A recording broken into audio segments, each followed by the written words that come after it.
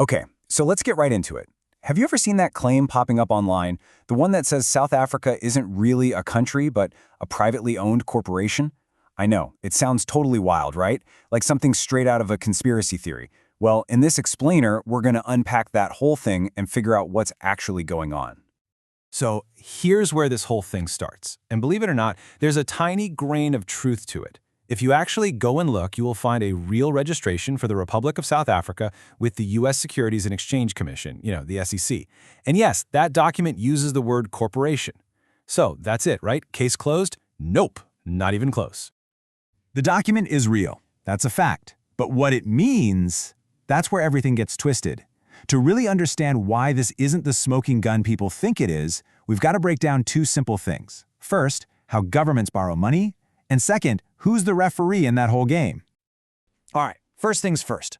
Let's talk about why a country like South Africa would even need to raise money internationally. I mean, it's pretty simple, really. Just like any government, it has bills to pay. We're talking about everything from building roads and hospitals to paying teachers and public servants. And sometimes, the money from taxes just doesn't cover it all. So, what do? They borrow. And one of the main ways they borrow is by selling something called a government bond. The easiest way to think about it? It's just a fancy IOU. The government basically says, lend us some money now, and they give you this IOU. In return, they promise to pay you back down the road, plus a little extra for your trouble. That's the interest. So, the process is pretty simple, right?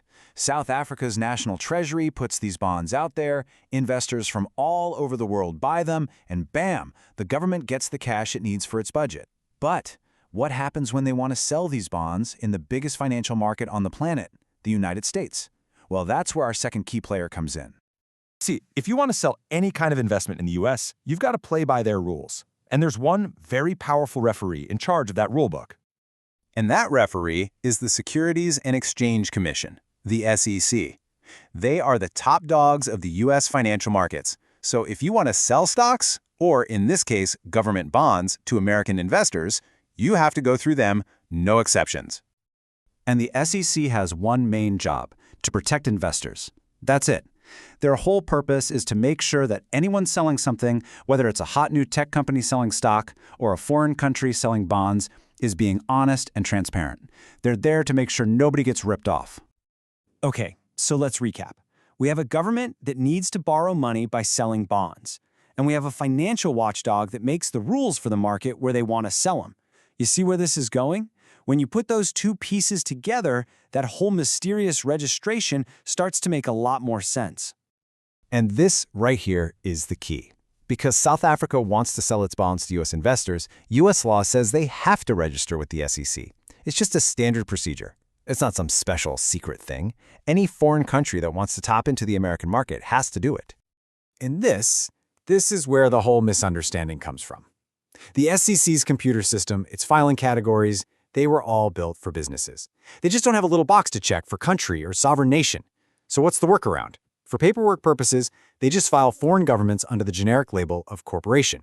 But that's just a label on a form. If you actually open up the document and read what's inside, You see the truth right there in black and white. The document itself, in its own words, clearly describes South Africa as a sovereign state, not a business, not some private company, a country. That corporation label, it's just a quirk of the filing system. It's nothing more than bureaucratic box ticking. Okay, so we've established South Africa isn't secretly a corporation. So what does this registration actually mean? What are the real-world consequences of it?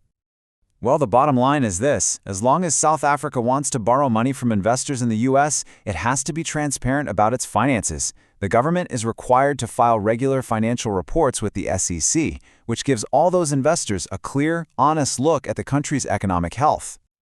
But, investors aren't just going to take the government's word for it. They want a second opinion, an independent assessment of how risky it is to lend money to South Africa. And for that, they turn to these special companies called credit rating agencies. And the big three agencies, we're talking S&P, Moody's, and Fitch, they've all given South Africa's bonds a non-investment grade rating. You've probably heard the more common term for it, junk status. Now that sounds harsh, but it's basically a big warning flag for investors. It means there's a higher risk they might not get their money back. And because of that higher risk, the government has to offer much higher interest rates to convince people to lend, which makes borrowing a lot more expensive. So let's bring it all home. The big takeaway is this. That SEC registration, it's not some secret title deed. It's not proof of ownership. It's just a standard regulatory requirement for playing in the big leagues of global finance. It's all about financial transparency and protecting investors. It has nothing to do with a corporate takeover of a country. So now, South Africa is not a corporation. But this whole thing does leave us with a really interesting question to chew on, doesn't it? I mean, when a country has to register itself like a company and gets a credit rating just like you or I would, what does that tell us about the blurring line between what a nation is and what a business is in today's world?